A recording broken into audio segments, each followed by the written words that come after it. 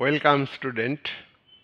আজকে আমি আলোচনা করব ক্লাস 11-এ syllabus, UPSC, WBCS, BA major course, NET bureau, এই সমস্ত সিলেবাসের একটি বিষয়। সেটা হলো টোটালিটারিয়ানিজম বা সর্বাত্মকবাদ। সর্বাত্মকবাদ কাকে বলে, সর্বাত্মকবাদের ধারণা, এটা নিয়ে আমি আগে ভিডিও করেছি, তোমরা সেটা দেখছো। আজকের ভিডিওর মূল আলোচনার বিষয় হলো যে সর্বাত্মকবাদের বৈশিষ্ট্য, ফিচার্স অফ টোটালিটারিয়ানিজম বা সর্বাত্মকবাদের বৈশিষ্ট্য। সর্বাত্মকবাদ এমন একটি বিষয়, এমন একটা রাজনৈতিক দর্শন, যে দর্শনের উপরে ভিত্তি করে রাজনৈতিক ব্যবস্থা চলে বা গড়ে ওঠে, সেটা হলো সর্বাত্মকবাদী রাজনৈতিক ব্যবস্থা। সর্বাত্মকবাদ এই তত্ত্বের মধ্যে, এই তত্ত্বের উপর ভিত্তি করে গড়ে ওঠা রাজনৈতিক ব্যবস্থার মধ্যে রাষ্ট্রের বাইরে কিছু থাকবে না, যা কিছু রাষ্ট্রের মধ্যে থাকবে। স্টেটের কন্ট্রোল থাকবে এভরিহোয়ার, প্রত্যেকটা স্তরে। ব্যক্তিগত জীবনে, মানুষের রাজনৈতিক জীবনে, সামাজিক জীবনে, অর্থনৈতিক জীবনে, সাংস্কৃতিক জীবনে, শিক্ষার জীবনে বা শিক্ষার জগতে, সব কিছুতে রাষ্ট্র খবরদারি করবে, রাষ্ট্র নাক গলাবে, ইন্টারফেয়ার করবে। এই মতবাদের উপর ভিত্তি করে গড়ে ওঠা রাজনৈতিক ব্যবস্থাতে ব্যক্তির স্বাধীনতা, ব্যক্তির অধিকার, রাজনৈতিক ক্ষেত্রে সাম্য, অর্থনৈতিক ক্ষেত্রে সাম্য, রাজনৈতিক অধিকার, ন্যায়ের অভাব, স্বাধীন ও নিরপেক্ষ বিচার ব্যবস্থার অভাব, এগুলি সর্বাত্মকবাদে লক্ষ্য করা যায়। আমরা সর্বাত্মকবাদের যে সব বৈশিষ্ট্য পয়েন্ট আকারে আলোচনা করব। প্রথম যে পয়েন্ট, সেটা হলো সংকট মুহূর্তে সর্বাত্মকবাদের কি কি বৈশিষ্ট্য থাকতে পারে। সংকট মুহূর্তে দেখো, সর্বাত্মবাদের সৃষ্টির মূলে হলো প্রথম মহাযুদ্ধের পর কতগুলি দেশে চরম আর্থিক সংকট দেখা দিয়েছে, চরম রাজনৈতিক সংকট দেখা দিয়েছে। কিছু কিছু দেশে আর্থিক সংকটের কারণে সেই সব দেশে রাজনৈতিক অস্থিরতা দেখা দিয়েছে। Lack of political stability, crisis of economical system, এই কারণে এবং এর কারণের ফলে সামাজিক ক্ষেত্রেও সমস্যা দেখা দিয়েছে। তাহলে এই সময়ে রাজনৈতিক ব্যবস্থার প্রতি জনসমর্থন হারিয়ে গিয়েছে। তখনই একটা মতবাদ জনসমর্থন আদায়ের চেষ্টা করেছে, সেটা হলো সর্বাত্মকবাদী মতবাদ। আর এর উপর ভিত্তি করে হিটলার, মুসোলিনি, জাপানের সামরিক শাসক মিস্টার তোজো, এরা কিন্তু এই তত্ত্বকে কাজে লাগিয়েছেন এবং নিজ নিজ দেশে জনসমর্থন আদায় করতে সক্ষম হয়েছেন। সর্বাত্মকবাদের বৈশিষ্ট্য হিসাবে উগ্র জাতীয়তাবাদ, জাতিবিদ্বেষ। উগ্র জাতীয়তাবাদ কি? দেশের জনগণের মধ্যে উগ্র মানসিকতা তৈরি করা, দেশের জনগণকে উত্তেজিত করা যে আমরা জনগণ, আমরা দেশের মানুষ, আমরা হলো শ্রেষ্ঠ, আর অন্য দেশের মানুষ, অন্য দেশের জনগণ, তারা হলো অপাংক্তেয়, তারা ঘৃণ্য, তারা কিন্তু আমাদের মতো শ্রেষ্ঠ জাতি নয়। এইটা হইল এই যে মানসিকতা, আদর্শ জাতীয়তাবাদের জায়গা থেকে জনগণকে উগ্র জাতীয়তাবাদে উদ্বুদ্ধ করা, এটা সর্বাত্মকবাদী রাজনৈতিক ব্যবস্থাতে গ্রহণ করা হয় পরিকল্পিতভাবে। এই উগ্র জাতীয়তাবাদ সৃষ্টি করা হয়। উগ্র জাতীয়তাবাদ এটা আদর্শ জাতীয়তাবাদের বিরোধী। উগ্র জাতীয়তাবাদ এটা যুদ্ধকে সমর্থন করে, জাতি বিদ্বেষকে সমর্থন করে। উগ্র জাতীয়তাবাদ অন্য জাতিকে ধ্বংস করতে চায় এবং এই উগ্র জাতীয়তাবাদ আন্তর্জাতিকতাবাদের বিরোধী। আন্তর্জাতিকতাবাদ খুবই প্রয়োজন। রাষ্ট্রে রাষ্ট্রে পারস্পরিক সম্পর্ক, ঘনিষ্ঠ সম্পর্ক, বন্ধুত্ব, পিসফুল কো এক্সিস্টেন্স পলিসি গ্রহণের ক্ষেত্রে রাষ্ট্রগুলিকে সাহায্য করা, এর জন্যে একটা আদর্শ জাতীয়তাবাদ দরকার। আর তার উপরে ভিত্তি করেই গড়ে উঠবে আন্তর্জাতিকতাবাদ। কিন্তু এই যে উগ্র জাতীয়তাবাদ, সেটা কিন্তু এই আদর্শ জাতীয়তাবাদের বিরোধী, আন্তর্জাতিকতাবাদের বিরোধী। জাতিবিদ্বেষ, জাতিবিদ্বেষ মানে একটা দেশের সমষ্টিগত জনগণ তারা অন্য জাতিকে ঘৃণা করবে, তারা মনে করবে আমাদের জাতি হচ্ছে শ্রেষ্ঠ জাতি। এটা প্রথম মহাযুদ্ধের আগে সৃষ্টি হয়েছিল, আবার দ্বিতীয় মহাযুদ্ধের আগেও উগ্র জাতীয়তাবাদের সৃষ্টি হয়েছিল। ইহুদি বিদ্বেষ। জার্মানির একনায়কতান্ত্রিক শাসক সর্বাত্মকবাদী রাজনৈতিক ব্যবস্থাকে ফলো করে তিনি জার্মানির জনগণের মধ্যে এমন একটা ভাব তৈরি করেছিলেন যে ইহুদি জাতি হচ্ছে ঘৃণ্য জাতি, ইহুদি জাতিকে জার্মান থেকে তাড়াইতে হবে, বিতাড়িত করতে হবে। সুতরাং এই ইহুদি জাতির প্রতি যে ঘৃণা জার্মান জাতির মধ্যে, এই এডুকেশনটা হিটলার দিয়েছিলেন। তার নাৎসি পার্টি এটা জনগণের মধ্যে প্রচার করেছিলেন ইহুদি বিদ্বেষ। এটা সর্বাত্মকবাদের একটা গুরুত্বপূর্ণ সক্রিয় বিষয়।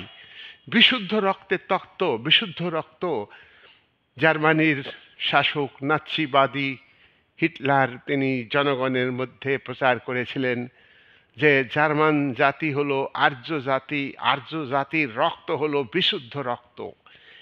এই জার্মানিতে, গোটা ইউরোপে একমাত্র জার্মান জাতি থাকবে, অন্য জাতিকে ধ্বংস করতে হবে। এই বিশুদ্ধ রক্তের তত্ত্ব যুদ্ধ সৃষ্টি করেছিল, এই বিশুদ্ধ রক্ত তত্ত্ব উগ্র জাতীয়তাবাদ সৃষ্টি করেছিল, এই বিশুদ্ধ রক্ত তত্ত্ব জাতিবিদ্বেষ সৃষ্টি করেছিল। সুতরাং এই বিষয়টা সর্বাত্মকবাদী বা সর্বাত্মকবাদ সৃষ্টি করতে সাহায্য করেছে। সমাজতান্ত্রিক আন্দোলন, সমাজতান্ত্রিক আন্দোলন। তোমরা জানো যে সোভিয়েত ইউনিয়ন, ইউএসএসআর তৈরি হয়েছে 1917 সালে নভেম্বর বিপ্লবের পর। লেনিনের নেতৃত্বে, বলশেভিক পার্টির নেতৃত্বে সেখানে সমাজতান্ত্রিক ব্যবস্থা প্রতিষ্ঠিত হয়েছিল। লেনিন মারা যাওয়ার পরে সমাজতন্ত্র গোটা ইউরোপে প্রতিষ্ঠিত হবে না, শুধু সোভিয়েত ইউনিয়নেই সীমাবদ্ধ রাখা হবে, সোভিয়েত ইউনিয়নেই সমাজতান্ত্রিক আন্দোলনকে মজবুত করা হবে, তা নিয়ে বিতর্ক দেখা দিলেও শেষ পর্যন্ত লেনিনের অনুগামী স্ট্যালিন ক্ষমতায় এসে গোটা ইউরোপে সমাজতন্ত্র প্রসারের নীতিকে ত্যাগ করেছিলেন। এ কথা ঠিক যে সোভিয়েত ইউনিয়নের সমাজতন্ত্রকে মজবুত করতে হবে, তারপর গোটা ইউরোপে পৃথিবীর বিভিন্ন দেশে সমাজতান্ত্রিক আন্দোলন সংগঠিত করতে হবে এবং যেসব ভূখণ্ডে, যেসব দেশে সমাজতান্ত্রিক আন্দোলন চলছে সেই জায়গাতে সমাজতান্ত্রিক আন্দোলনকে সাপোর্ট করতে হবে। সমাজতান্ত্রিক আন্দোলনের সম্প্রসারণ ঘটছে। তার কারণ মার্ক্সবাদ অনুযায়ী মার্কস এঙ্গেলস কমিউনিস্ট ম্যানিফেস্টো গ্রন্থে বলেছেন, দুনিয়ার মজদুর এক হও। অর্থাৎ শ্রমজীবী মানুষ প্রত্যেকটা দেশে ক্ষমতায় আসবে, তবেই সমাজতন্ত্র টিকে থাকবে। আর কোনো একটা দেশে বা মুষ্টিমেয় কয়েকটা দেশে যদি সমাজতন্ত্র প্রতিষ্ঠিত হয় তাহলে সেই সমাজতন্ত্র টিকবে না। এই বক্তব্য আজকে পৃথিবীতে ফলপ্রসূ হয়েছে। আমরা দেখতে পাচ্ছি যে সমাজতান্ত্রিক আন্দোলন আজকে কোণঠাসা হয়ে গেছে। যাই হোক, দ্বিতীয় মহাযুদ্ধের আগে এই সমাজতান্ত্রিক আন্দোলন দেখা দিয়েছিল এবং এটা সর্বাত্মকবাদের একটা বৈশিষ্ট্য এবং সর্বাত্মকবাদী ব্যবস্থাতে একটা মানে ব্যবস্থাকে সাপোর্ট করার একটা সক্রিয় শক্তি। এই সমাজতান্ত্রিক আন্দোলন। এছাড়া দ্বিতীয় মহাযুদ্ধের পর বিশ্বে তীব্র অর্থনৈতিক সংঘাত দেখা দিয়েছে। পুঁজিবাদের বিকাশের পরে কয়েকটা দেশ, পুঁজিবাদী দেশ উন্নত হয়েছিল, তাদের দ্রব্য বাজারে বিক্রি করবার জন্য প্রতিযোগিতা দেখা দিয়েছিল, অতি উৎপাদন হয়েছিল শিল্পে, তার ফলে যোগান বেড়েছিল, দ্রব্যের দাম কমে গিয়েছিল এবং শিল্প মালিকরা দ্রব্য বিক্রি করতে না পারায় তাদের উৎপাদন বন্ধ করতে বাধ্য হয়েছে। শ্রমিক ছাঁটাই হয়েছে, শ্রমিক আন্দোলন দেখা দিয়েছে। একদিকে অর্থ সংকট, শ্রমিক আন্দোলন, মুদ্রা, আবার পাশাপাশি দ্রব্যমূল্যের বৃদ্ধি পেয়েছে, যেগুলো শিল্পজাত দ্রব্য নয়, কৃষিজাত দ্রব্যের মূল্য বৃদ্ধি পেয়েছে, যার ফলে বা ব্যবহারিক দ্রব্যের মূল্য বৃদ্ধি পেয়েছে। মুদ্রাস্ফীতি, মুদ্রাস্ফীতি মানে হলো দ্রব্যের দাম বেড়ে দেওয়া, জিনিস অল্প বেশি টাকা সেই জিনিসগুলোকে তাড়া করাই হলো মুদ্রাস্ফীতি। বেকারত্ব, চাকরি না পাওয়া, কাজ না পাওয়া হাহাকারে ডেকে গেছে। দারিদ্রতা, দরিদ্র মানুষ, শিল্পে উন্নত দেশ, শিল্পের মালিকদের ক্যাপিটাল বৃদ্ধি পায় ঠিকই, কিন্তু সে দেশের জনগণ, আপামর জনসাধারণ হচ্ছে শ্রমজীবী মানুষ, তারা কম মজুরিতে শ্রম বিক্রি করতে মালিকের কাছে বাধ্য হয়, শিল্পে বাধ্য হয়, আর সেই আয় দিয়ে তারা দ্রব্য বেশি কিনতে পারে না, তখনই দ্রব্য সেটা বিক্রি হয় না, সেই দ্রব্য বিদেশের বাজারে বিক্রি করতে চায়। কিন্তু দেশের জনগণ হচ্ছে দরিদ্র মানুষ, তারা কষ্টে জীবনযাপন করে। পাশাপাশি আমরা দেখব দ্বিতীয় মহাযুদ্ধের আগে পুঁজিবাদী দেশগুলো তারা প্রতিযোগিতায় নেমে পড়েছে। পুঁজিবাদের বিকাশের অর্থ হলো উগ্র জাতীয়তাবাদ সৃষ্টি, পুঁজিবাদের বিকাশের অর্থ হলো জাতিবিদ্বেষ, পুঁজিবাদের বিকাশের অর্থ হলো তোমার সাম্রাজ্যবাদ, সাম্রাজ্যবাদের অর্থ হলো যুদ্ধ। পুঁজিবাদী দেশগুলো এগুলো উপলব্ধি করেও তারা দেশে দেশে নিজেদের মধ্যে লড়াই সংঘর্ষে লিপ্ত হবে, নগ্ন প্রতিযোগিতায় যেন তেন প্রকারণে। তাই প্রথম মহাযুদ্ধ হচ্ছে সাম্রাজ্যবাদীদের মধ্যে যুদ্ধ। দ্বিতীয় মহাযুদ্ধের একাধিক কারণ আছে, তার মধ্যে সাম্রাজ্য বিস্তার করা এটাও কিন্তু একটা কারণ। হিটলার তো বলেছিলেন গোটা ইউরোপে একটাই রাষ্ট্র তৈরি হবে, সেই রাষ্ট্র হচ্ছে জার্মান রাষ্ট্র, একটাই পার্টি থাকবে, নাৎসি পার্টি, সেই পার্টি হলো একমাত্র নাৎসি পার্টি, অন্য কোনো পার্টি থাকবে না। গোটা ইউরোপে একটাই জাতি থাকবে, সেটা হলো জার্মান জাতি, অন্য কোনো জাতি থাকবে না, একটাই নেশান থাকবে, আর একজন লিডার থাকবে, সেই লিডার হলো আমি। এই যে কনসেপ্ট, এর ফলে কি হয়েছে, গোটা ইউরোপ তথা বিশ্বে একটা যুদ্ধের আবহাওয়া তৈরি হয়েছে। পুঁজিবাদী দেশগুলো নগ্ন প্রতিযোগিতায়, পুঁজিবাদী দেশ, একটা দেশ অন্য দেশকে যে সহযোগিতা করে, সহযোগিতার নামে কিন্তু দুর্বল দেশকে শোষণ করে। আর এই পুঁজিতন্ত্রের বিরুদ্ধে বিশ্ব জনমত গড়ে ওঠে। শ্রমজীবী মানুষ শোষিত, বঞ্চিত, লাঞ্ছিত, তারা দুটো খাবারের জন্য, তারা বাসস্থানের জন্য, তারা পরনে বস্ত্রের জন্য তারা লড়াই করে। সুতরাং এই ভিত্তিতে, অর্থাৎ পুঁজিপতিদের বিরুদ্ধে, পুঁজিপতিরা সংখ্যায় খুবই কম, তার বিরুদ্ধে বিশ্ব শ্রমজীবী মানুষের বিক্ষোভ সৃষ্টি হয় গোটা ইউরোপে।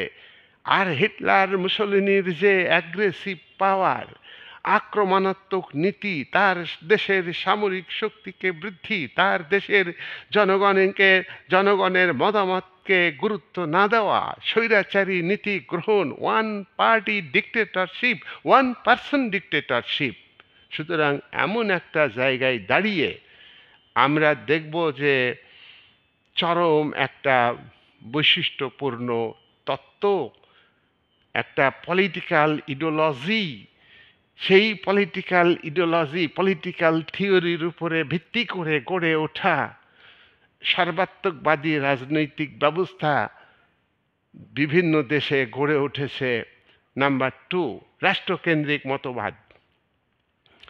হেগেল ভাববাদী দার্শনিক। হেগেল বলেছেন রাষ্ট্রের আবির্ভাবের অর্থ হলো এই বিশ্বে ঈশ্বরের আবির্ভাব। রাষ্ট্রের আবির্ভাব হয়েছে মানে কি ঈশ্বর এই পৃথিবীতে পা রেখেছেন। ঈশ্বরের বাইরে কেউ না। ঈশ্বরকে সমর্থন করেই, ঈশ্বরকে মান্য করেই নাগরিকরা অধিকার পাবে, স্বাধীনতা পাবে। নাগরিকদের ব্যক্তিত্বের পরিপূর্ণ বিকাশ ঘটবে রাষ্ট্রের মধ্যে থেকেই। তাই প্রত্যেকটা রাষ্ট্র, প্রত্যেকটা ব্যক্তি রাষ্ট্রকে সমর্থন করবে। রাষ্ট্রের বিরোধিতা করার অধিকার মানুষের থাকবে না। রাষ্ট্রকেন্দ্রিক, সব কিছু রাষ্ট্রকেন্দ্রিক। মানুষের রিয়াল উইল থাকে, আনরিয়াল উইল থাকে। আনরিয়াল উইল হচ্ছে অপ্রকৃত ইচ্ছা, আর রিয়াল উইল হচ্ছে প্রকৃত ইচ্ছা। মানুষের ইচ্ছা নাই, তবু সমর্থন করতে হবে আনরিয়াল উইল। আনরিয়াল উইল রাষ্ট্রকে মেনে নেওয়া যায় না, শাসককে মেনে নেওয়া যায় না, কঠোরভাবে তার বিরোধিতা করা দরকার। সেক্ষেত্রে জনগণ তার বিরোধিতা করতে পারবে না।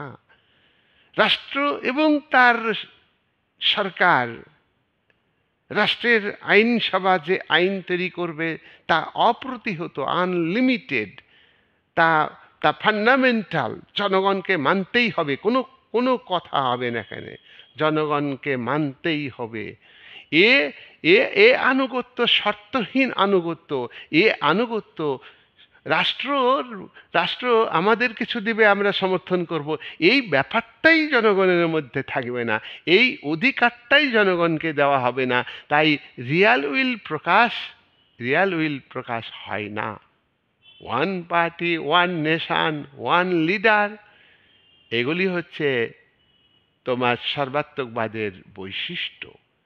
3 নাম্বার, সর্বাত্মকবাদী তত্ত্ব হিংসার আশ্রয় নেই। হিংসার আশ্রয় নেয়। এখানে ভায়োলেন্স হচ্ছে মেন বিষয়, নন ভায়োলেন্স নয়। গান্ধীজি যে নন ভায়োলেন্সের কথা বলেছেন তা কিন্তু নয়। গান্ধীজি ফ্যাসিবাদ, নাৎসিবাদী শক্তিকে ভয়ঙ্কর শক্তি হিসাবে চিহ্নিত করেন এবং ভয় পেয়েছিলেন।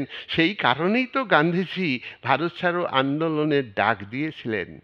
ভারত ছাড়ো আন্দোলনের ডাক দিয়েছিলেন গান্ধীজি। ব্রিটিশ সাম্রাজ্যবাদী শক্তি ভারতের জনগণকে নিষ্পেষিত করেছে, অত্যাচারিত করেছে, নিগৃহীত করেছে, তার জন্য নয়। ব্রিটিশ সাম্রাজ্যবাদী শক্তি তুমি আমার দেশে থাকলে ফ্যাসিবাদ, নাৎসিবাদ এরা ভারতকে আক্রমণ করবে। তোমার শত্রু তোমার দেশে তোমাকে আক্রমণ করছে, আর তোমার অবস্থান এই ভারতে। তাই ভাই তুমি মানে পাততাড়ি গুটিয়ে ভারত থেকে চলে যাও। এই ছিল গান্ধীজির ভারত ছাড়ো আন্দোলন ডাকার মূল কারণ। এখানে যিনি নন ভায়োলেন্সের কথা বলছেন আর সর্বাত্মকবাদ ভায়োলেন্সকে গুরুত্ব দিচ্ছেন। ভায়োলেন্স হচ্ছে মূল বিষয়। শক্তির সাহায্যে সব কিছুকে দমন করতে হবে, বিরোধী মতাদর্শকে ধ্বংস করতে হবে, বিরোধী পার্টিকে ধ্বংস করতে হবে, গণমাধ্যমকে ধ্বংস করতে হবে, বিচার বিভাগের স্বাধীনতা ও নিরপেক্ষতাকে ধ্বংস করতে হবে, ব্যক্তির স্বাধীনতা থাকবে না। মুসোলিনি, হিটলার, জাপানের প্রধানমন্ত্রী মিস্টার তোজো, সবাই কিন্তু এই ভায়োলেন্সের পথ গ্রহণ করেছিলেন। সাম্রাজ্যবাদী নীতি, সর্বাত্মকবাদী রাষ্ট্র কাঠামোর বৈশিষ্ট্যকে গ্রহণ করে তারা কিন্তু এই পথটাকে গ্রহণ করেছিলেন। সর্বাত্মকবাদে 4 নম্বর বৈশিষ্ট্য হচ্ছে নারী স্বাধীনতা। নারী স্বাধীনতা থাকবে না থাকবে না? সর্বাত্মকবাদ বলে নারী স্বাধীনতা থাকবে না। নারী স্বাধীনতা উদারনৈতিক গণতন্ত্রে থাকে। উদারনৈতিক গণতন্ত্র আজকে বিশ্বায়নের প্রেক্ষাপটে বেসরকারীকরণের যুগে নারীদের পণ্যের মতো ব্যবহার করে, কিন্তু মুখে এবং তত্ত্বগতভাবে কনস্টিটিউশনালি তারা কিন্তু নারী স্বাধীনতার কথা বলছে। নারী আন্দোলনকারীরাও নারী স্বাধীনতার কথা বলছেন। সেই জায়গায় দাঁড়িয়ে এই সর্বাত্মকবাদী ব্যবস্থা নারী স্বাধীনতার বিরোধিতা করেছেন। সর্বাত্মকবাদের একজন ইমপ্লিমেন্টারি অর্থাৎ প্রয়োগকারী মুসোলিনি, যিনি যিনি ইটালির ফ্যাসিস্ট পার্টির লিডার এবং প্রতিষ্ঠাতা, যিনি ইটালির রাষ্ট্রনায়ক 1922 থেকে 1943 সাল পর্যন্ত, সেই মুসোলিনির বক্তব্য নারী স্বাধীনতা সম্পর্কে কেমন বলে, নারীদের সম্পর্কে কেমন বলেছেন তা আমরা জানব। নারী হলো সন্তান উৎপাদনকারী যন্ত্র। ইটালির মুসোলিনি যুদ্ধবাদকে সমর্থন করেছেন সর্বাত্মকবাদ নীতি অনুযায়ী। মুসোলিনি বলতেন নারী যেমন সন্তান প্রসব করবে, সন্তান জন্ম দিবে, গর্ভের সন্তান ধারণ করবে, তেমনি পুরুষ মানে কি যুদ্ধ করবে। নারীর সন্তান প্রসব যেমন দায়িত্ব প্রকৃতির নিয়মে, তেমনি একজন পুরুষ মানে কি প্রকৃতির নিয়মে সে যুদ্ধ করবে। তাহলে হিংসাকে কতটা পছন্দ করেন তা আমরা বুঝতে পারলাম। আরেকটা কথা বলছেন যে নারী সন্তান উৎপাদনকারী যন্ত্র, এটাকে ইফেক্টিভ করবার জন্য তিনি কি বলেছিলেন, যে নারী যত সন্তান প্রসব করবে তাকে রিওয়ার্ড দেওয়া হবে, পুরস্কার দেওয়া হবে। তিনি পুরস্কার দিয়েছিলেন। কেন? যুদ্ধ করতে গেলে মানুষ মারা যাবে, তার জন্যে মানুষের প্রোডাকশন বাড়াইতে হবে, আর প্রোডাকশনের যন্ত্র হলো নারী। তাহলে মুসোলিনি কতটা নারীদের মর্যাদা দিতেন, স্বাধীনতা দিতেন, সেটা বুঝতে তোমাদের অসুবিধা হচ্ছে না আশা করি। নেক্সট, হিটলার নারী স্বাধীনতার কথা কিরকম বলছেন। হিটলারও বলেছেন নারীদের গৃহকোণে রাখতে হবে, তারা অর্থনৈতিক কোনো কাজ করবে না। নারী সন্তান উৎপাদন করবে, সন্তান পালন করবেন, রান্নাঘরে থাকবেন। নারীরা কেন অর্থনৈতিক কাজ করবে? কোনো পেশা গ্রহণ করতে নারীরা পারবেন না। তাহলে নারীরা যোদ্ধাদের সৃষ্টি করবেন। যোদ্ধা মানে কি? যুদ্ধ করতে গিয়ে অনেক সেনা মারা যাবে, তাহলে সেনার ঘাটতি পড়ে যাবে, সেই ঘাটতি পূরণ করবে কে? নারীরা। কি মজার কথা! কার? হিটলারের কথা। ভয়ানক শাসক, যিনি ভার্সাই চুক্তিকে অস্বীকার করেন, যিনি বিশ্বের কোনো শক্তিকে পরোয়া না করে নিজের সামরিক শক্তিকে বৃদ্ধি করেন, দেশের মধ্যে কঠোর সর্বাত্মকবাদী নীতি প্রয়োগ করে কৃষিক্ষেত্রে বিপ্লব ঘটেন, শিল্পক্ষেত্রে বিপ্লব ঘটান, সামরিক শক্তি বৃদ্ধির ক্ষেত্রে বিপ্লব ঘটিয়েছেন। বিশ্বের এখনও কোনো শক্তি ছিল না যে হিটলারকে তখন ভয় করেনি। তবে কি আমেরিকা তখন আইসোলেশন পলিসি গ্রহণ করেছিলেন। হিটলারের ক্ষমতা বৃদ্ধি পেলেই বা কি, না পেলেই বা কি, ওয়ার্ল্ড পলিটিক্স কোন দিকে যাচ্ছে আমেরিকা এই সময়ে ভাবেনি। কেন ভাবেনি? 1823 সালে আমেরিকার প্রেসিডেন্ট মনরো ঘোষণা করেছিলেন যে আমেরিকার সরকার, আমেরিকার রাষ্ট্র শুধু আমেরিকার জন্য রাষ্ট্র, সরকার, আমেরিকার গভর্নমেন্ট আমেরিকা কিভাবে উন্নতি করবে শিল্পে, কৃষিতে, সামরিক শক্তিতে, এইটা বাণিজ্যে, এইটা হচ্ছে আমেরিকা গভর্নমেন্ট ভাবে। 1823 থেকে এটা ভাবনাটা চলছে। এটা হলো দ্বিতীয় মহাযুদ্ধের আগের অবস্থার কথা আমি বলছি। তাহলে এই জায়গায় দাঁড়িয়ে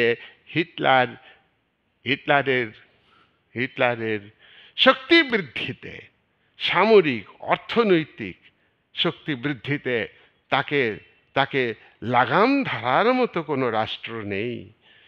ফ্রান্স আতঙ্কিত ছিল যে ভার্সাই চুক্তি আমার উদ্যোগে জার্মানির উপরে আমি চাপিয়ে দিয়েছি, জার্মানির উপরে আমি জোর করে চাপিয়ে দিয়েছি। ফ্রান্সের আহত জাতীয়তাবাদ, ফ্রান্সের জনগণ না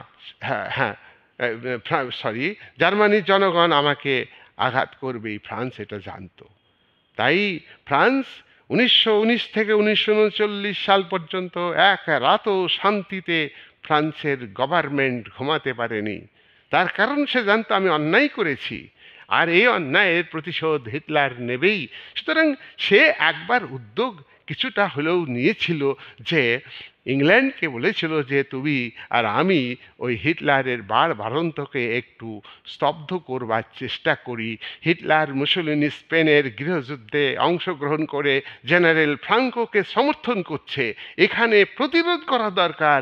হিটলার মুসোলিনি ইথিওপিয়া দখল করে নিল, এই সমস্ত আশকারা দেওয়া যায় না।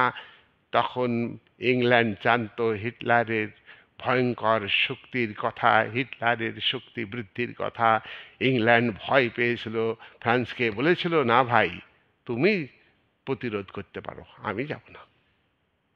তার কারণ হচ্ছে এবং ফ্রান্স এবং ইংল্যান্ড দুজনেই ভয় পেয়েছিল বিশ্বের বিশাল বিশাল শক্তি। যাই হোক, এই তো সর্বাত্মকবাদী নীতি অনুযায়ী জার্মান যোদ্ধাদের সৃষ্টি করবে নারীরা। নেক্সট পয়েন্ট হচ্ছে 5 নাম্বার, উগ্র জাতীয়তাবাদকে সমর্থন। উগ্র জাতীয়তাবাদ হচ্ছে বিকৃত জাতীয়তাবাদ, যে জাতির মধ্যে একটা উগ্র মানসিকতা তৈরি করা, যে আমাদের জাতি হলো ভালো, আমাদের দেশের ভাষা, আমাদের শিক্ষা, আমাদের সংস্কৃতি, আমাদের জল, আমাদের হাওয়া, আমাদের নদী, আমাদের পাহাড়, আমাদের পর্বত, সব কিছু ভালো, আর অন্য দেশের সব কিছুই হচ্ছে ঘৃণ্য, অন্য দেশের সব কিছুই খারাপ, ঘৃণা করতে শিখো। এই ইডিওলজি সর্বাত্মকবাদী শাসন ব্যবস্থার মধ্য দিয়ে হিটলার গড়ে তুলেছিলেন তার জার্মান জাতির মধ্যে। সুতরাং জার্মান জাতির মধ্যে উগ্র জাতীয়তাবাদ সৃষ্টি হয়েছিল। মুসোলিনি উগ্র জাতীয়তাবাদ সৃষ্টি করেছিলেন জনগণের মধ্যে। ইটালির জনগণকে মুসোলিনি বুঝিয়েছিলেন যে একমাত্র ফ্যাসিস্ট শক্তি, ফ্যাসিবাদী পার্টি ইটালির অর্থনৈতিক, সামাজিক, রাজনৈতিক সব ক্ষেত্রে যে সমস্যা, বেকারত্ব, সমস্ত কিছু দূর করবে একমাত্র এই ফ্যাসিবাদী শক্তি। এইভাবে জনগণের আস্থা অর্জন করে জনগণকে উত্তেজিত করেছিলেন। জনগণ অবশ্য তার যোগ্য জবাব দিয়েছে। 1943 সালে জনগণ মুসোলিনিকে পিটিয়ে মেরে গাছের ডালে পা দুটো উপরের দিকে করে টাঙিয়ে দিয়েছিল তার ডেড বডিকে। সুতরাং উগ্র জাতীয়তাবাদ যারা সৃষ্টি করে তারা রেহাই পায় না। উগ্র জাতীয়তাবাদ জার্মানির জনগণের মধ্যে অন্য জাতিকে ঘৃণা করতে শিখো, অন্য জাতির প্রতি সন্ত্রাসবাদমূলক আচরণ করো, আক্রমণ করো, মারো, কাটো, প্রতিহিংসা করো, কি করে তাকে দমিয়ে রাখা যাবে। শুভ বুদ্ধির ব্যাপার এখানে নেই। উদারনীতি গণতন্ত্রে যে ব্যক্তিগত স্বাধীনতা, ব্যক্তিগত অধিকার নাগরিকদের থাকবে, ব্যক্তিগত মতামত প্রকাশ করতে পারবে জনগণ, গণমাধ্যমের স্বাধীনতা থাকবে, এইসব কিচ্ছু থাকবে না। এখানে সন্ত্রাসমূলক পরিবেশ তৈরি, একটা ভয়ের শাসন তৈরি করা হচ্ছে, আর প্রতিহিংসা মানুষের মধ্যে ঢুকিয়ে দিতে হবে। জার্মান জাতি, ইটালির মুসোলিনি তার দেশের জনগণের মধ্যে, আর জার্মান জাতির মধ্যে হিটলার এই রকম ভাব তৈরি করেছিলেন। ট্রিটস্কে জার্মান ভাববাদী দার্শনিক। দেখো, আমি বলেছি যারা ভাববাদী তাদের বক্তব্যের সঙ্গে, তাদের বক্তব্যকে ফলো করে সর্বাত্মকবাদ গড়ে উঠেছে। তো ট্রিটস্কে জার্মান দার্শনিক, ইনি বলছেন স্টেট হলো শক্তির প্রতীক, সিম্বল। স্টেট শক্তির আধার। স্টেটের উপরে আর কেউ নেই, কোনো ব্যক্তি নেই, কোনো সংস্থা নেই। হ্যাঁ, এখানে ওই যে সার্বভৌমিকতার তোমার একত্ববাদী তত্ত্ব আছে, সে তত্ত্বকে ছাড়িয়ে গিয়েছে। এই হলো ট্রিটস্কের বক্তব্য। মানে স্টেট শক্তির প্রতীক, সমস্ত শক্তির প্রতীক। আরে ছোট রাষ্ট্র, ক্ষুদ্র রাষ্ট্র পাপের প্রতীক। কার কথা? ট্রিটস্কে বলেছেন। রাষ্ট্র যত ছোট হবে তার অর্থনৈতিক ক্ষমতা কম হবে, তার শিল্পায়নের এলাকা কম হবে, কৃষি উৎপাদনের এলাকা কম হবে, হ্যাঁ, জনসংখ্যা কম হবে, তো ক্ষুদ্র রাষ্ট্র হলেই দুর্বল হবে। তাই উনি বৃহৎ রাষ্ট্রকে সমর্থন করেছেন, শক্তিশালী রাষ্ট্রকে সমর্থন করেছেন। রাষ্ট্র সব কিছু, এভরিথিং, এভরিহোয়ার। তাহলে এই তত্ত্ব হচ্ছে টিস্কে এবং এবং এটা উগ্র জাতীয়তাবাদ, এটা সর্বাত্মকবাদের একটা বৈশিষ্ট্য। 6 নাম্বার, সদ্য গণতন্ত্র। অনেক সময় সর্বাত্মকবাদের সরকার গণতন্ত্রের কথা বলে মুখে, গণতান্ত্রিক সরকার মুখে গণতন্ত্র বলে অগণতান্ত্রিক বিষয়গুলিকে জনগণের মধ্যে চাপিয়ে দেয়। আর এ তো ভয়ানক শাসক, সর্বাত্মকবাদী শাসক। ডিক্টেটরশিপ, এক নায়কত্ব, one person dictatorship, one party dictatorship. আমি আগে বলেছি ওয়ান পার্টি ডিক্টেটরশিপ, তারপরে মুষ্টিমেয় ব্যক্তির ডিক্টেটরশিপ। প্রাচীনকালে যেটা অলিগার্কি ছিল, অভিজাততান্ত্রিক সরকার, যেটা অ্যারিস্টটল বলেছিলেন। এখানে ছদ্ম একটা গণতন্ত্রকে কথা সময়ে বলতে পারে, কিন্তু এটা কিন্তু বিশ্বাসযোগ্য নয়। গণতন্ত্রের ছিটেফোঁটা থাকবে না। আমরা বর্তমানে বিভিন্ন দেশের সরকারকে বলি যে ফ্যাসিবাদী সরকার, নাৎসিবাদী সরকার, ফ্যাসিস্ট কায়দায় শোষণ করছে। হ্যাঁ, এটা কি তা ঠিকই। গণতান্ত্রিক রাষ্ট্রে মুখে বড় বড় কথা, এই গণতান্ত্রিক সরকার, এইখানে বিচার বিভাগ নিরপেক্ষ, এখানে এখানে এখানে বিচার বিভাগকে আইন বিভাগ এবং শাসন বিভাগের নিয়ন্ত্রণ থেকে দূরে রাখা হয়। কোথায় কোথায় সাধারণ মানুষ অপরাধ করলে বিচার বিভাগ শাস্তি দিতে পারে, আর দেশের যারা সম্পদশালী, যারা দেশকে রক্ষা করবে, তারাই ভক্ষণ করে, তারা গণতন্ত্রকে হত্যা করে, তারা সব থেকে বেশি হত্যা করে। আর তাদের দেখেই মানুষের মধ্যে পলিটিক্যাল কালচার গড়ে ওঠে, আর সেটাকে ফলো করে তারা দেশের বিরোধিতা করে।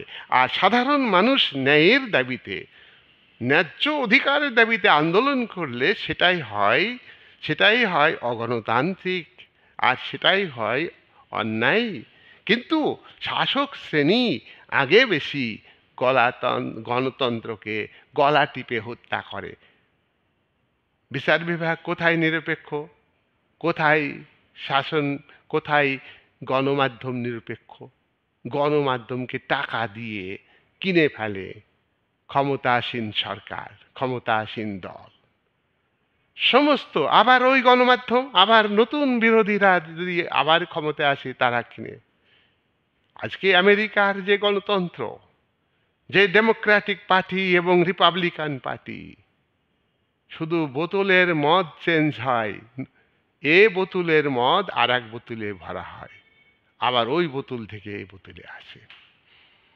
শ্রেণীগত যে স্বার্থ, তারা ডেমোক্রেটিক পার্টিও ধনিক শ্রেণীর স্বার্থ রক্ষা করতে চায়, রিপাবলিকান পার্টিও ধনিক শ্রেণীর স্বার্থ রক্ষা করতে চায়। ইংল্যান্ডে কনজারভেটিভ পার্টি, সেখানে রক্ষণশীল দল, তারাও কিন্তু ধনীদের স্বার্থ রক্ষা করে। আর নামে ভালো লেবার পার্টি, লেবারের নামে চলে, তারাও ধনীদের স্বার্থ রক্ষা করতে চায়। ভারতবর্ষের যে বহুদলীয় ব্যবস্থা, ফ্রান্সের যে বহুদলীয় ব্যবস্থা, each and every political party তারা ধনীকে সাপোর্ট করে। ধনীকে সাপোর্ট না করলে রাজনৈতিক ক্ষমতায় যেতেই পারবে না। সুস্থ পলিটিক্যাল কালচার গড়ে তোলবার পরিবেশ তৈরি করে না। শাসন ক্ষমতায় একবার আসলে গণতান্ত্রিক সরকার, নামে গণতান্ত্রিক সরকার, তারা এটা পৈতৃক সম্পত্তি মনে করে পাওয়ারটাকে। This is not democracy. এটা এক ধরনের ফ্যাসিবাদ, এটা নাৎসিবাদ। ফ্যাসিবাদকে লজ্জা দিবে। ফ্যাসিবাদ তো জানা যায় যে খারাপ। ক্যাপিটালিস্টরা শোষণ করে প্রকাশ্যে, এ তো জানা যায়। কিন্তু তাদের হয়ে যারা অভিনয় করে, পেটি বুর্জোয়া ক্লাস, হ্যাঁ, অনেক সময় কমিউনিস্ট পার্টির ভেগ ধরে বসন পরে, কমিউনিস্ট পার্টির বসন পরে, মার্ক্সের বস্ত্র পরে, লাল বস্ত্র পরে তারা এই তারা স্বৈরতন্ত্র কায়েম করে। তারা তারা ডেমোক্রেসির মুখোশটাকে তুলে ধরতে চায়। কিন্তু প্রকৃতপক্ষে এই দলগুলিও কিন্তু বুর্জোয়াদের নিয়ন্ত্রণে চলে। বুর্জোয়া ক্যাপিটালিস্ট তাদের নিয়ন্ত্রণে। গোটা পৃথিবী এইভাবে চলছে। আমরা যাই হোক, আর আর বেশি ভিডিও আমি বড় করব না। যে আজকে বিভিন্ন তত্ত্বের কথা আমরা জানব পলিটিক্যাল সায়েন্সে, সেই তত্ত্বগুলো বিশ্লেষণ করে আমরা দেখব যে কোনো তত্ত্বই কিন্তু স্থায়ী তত্ত্ব না। যখন যেরকম দরকার পাওয়ারে থাকার জন্যে, পাওয়ার মানে রাষ্ট্রবিজ্ঞানের রাষ্ট্র হচ্ছে মূল বিষয়, আর রাষ্ট্রের মূল বিষয় হচ্ছে রাজনৈতিক ক্ষমতা, পলিটিক্যাল পাওয়ার। আর এই পলিটিক্যাল পাওয়ারকে কেন্দ্র করে সংঘর্ষ, এই পলিটিক্যাল কে কেন্দ্র করে এত নন ভায়োলেন্সের কথা বলা হয়, এত ডেমোক্রেসির কথা বলা হয়। কিন্তু প্রকৃতপক্ষে দেশে দেশে দেশে দেশে প্রকৃতপক্ষে যারা যারা উৎপাদনের উপকরণের মালিকানা থেকে বঞ্চিত, যারা উৎপাদন করে, হ্যাঁ, তারাই কিন্তু শোষিত, বঞ্চিত। তাদের জন্য বিচার ব্যবস্থাও নেই, তাদের জন্যে আইন ব্যবস্থাও নেই, তাদের জন্যে শাসন বিভাগও কাজ করে না। শাসন বিভাগের পলিটিক্যাল যে উইংস আর কি, যারা রাজনীতির সঙ্গে যুক্ত জনপ্রতিনিধি, তারা দেশকে রক্ষা করবে, তারা দেশের শোষণ ব্যবস্থাকে প্রতিরোধ করবে, কিন্তু তারা এইগুলি সৃষ্টি করে এবং নিজে করে দেখায়, এবং তারা পথপ্রদর্শক হিসাবে, আর জনগণ সেটাকে ফলো করে। তাই পুলিশ, মিলিটারি, গোয়েন্দা সব কিছু কিন্তু নিরপেক্ষভাবে কাজ করে না। অর্থবান, মূলত অর্থবানদের দ্বারা পরিচালিত হয়। তাই সর্বাত্মকবাদ এবং গণতন্ত্রবাদ এবং সমাজতন্ত্রবাদ এসব নামে একটা চলে, বিভিন্ন লেভেল আছে। তাই লেভেলগুলির আড়ালে সমস্ত সিস্টেমের যারা শাসক শ্রেণী, তারা কিন্তু সাধারণ মানুষকে ন্যায্য অধিকার, তাদেরকে তাদের ন্যায্য অধিকার, স্বাধীনতা, সুবিচার পাওয়া সব কিছু থেকে বঞ্চিত করে। এই বলে আজকের আমি আলোচনা শেষ করলাম।